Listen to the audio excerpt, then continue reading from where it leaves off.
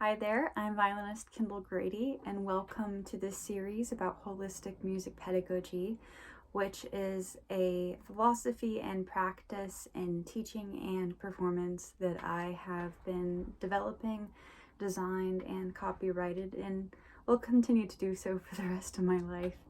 So welcome.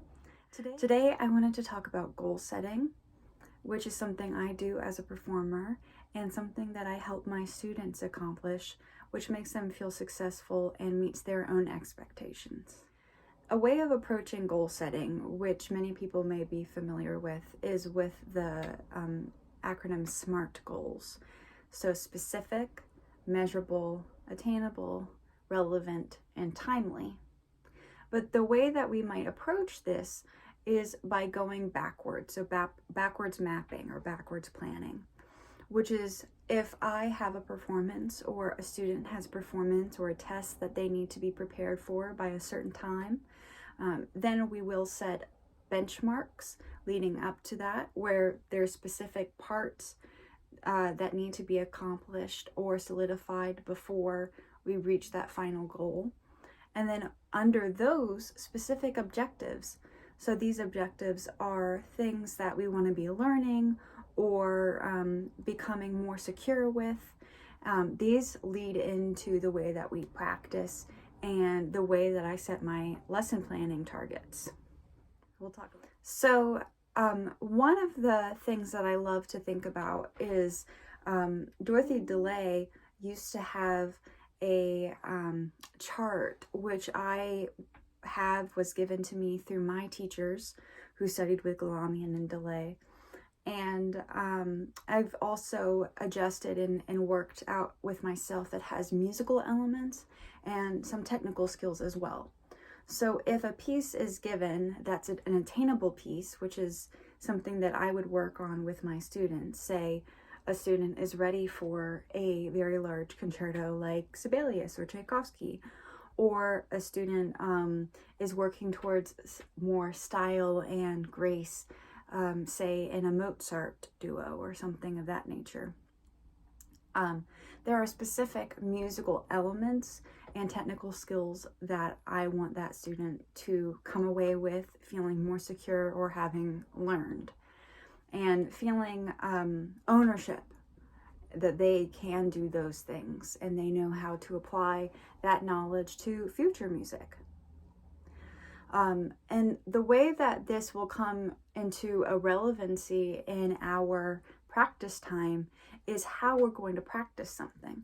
So say a piece of music has a really beautiful melody, so something that requires very smooth bow changes or continuous vibrato, which are two technical skills, then I will develop with the student ways of practicing those skills so that when the student is practicing this passage, so a very specific passage in their practice time, they know what they're shooting for and how those tasks are related to the larger benchmark and therefore the larger goal. In our lessons together, especially if I am working on objectives with a student that will help them reach that benchmark and that larger goal, I have something called a lesson target, which is that one or two things that I want that student to take away from our time together with. And these, usually I try to balance them with a musical element and then a technical element. So something that is really inspiring to the student, maybe a way of viewing a passage in relation to the larger form, or a technical skill.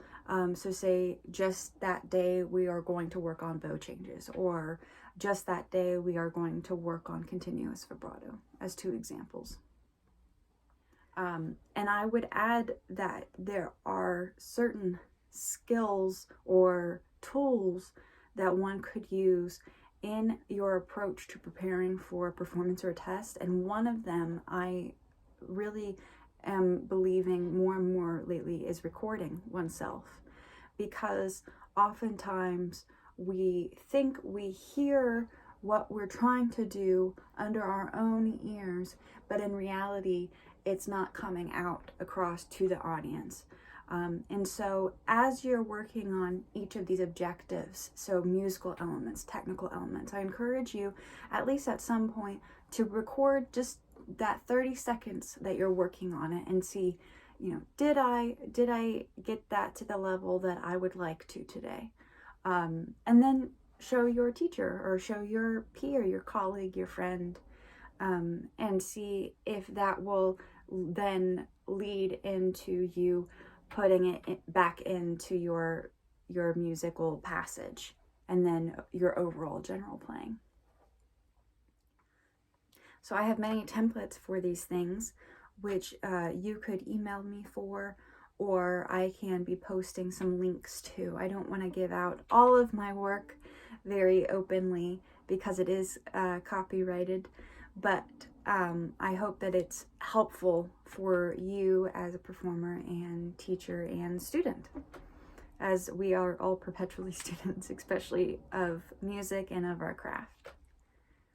So I hope that these little ideas and advice are helpful to you as you are beginning to set your goals. So until next time, keep your spirits light and your tops up. I'll see you again soon. Bye-bye.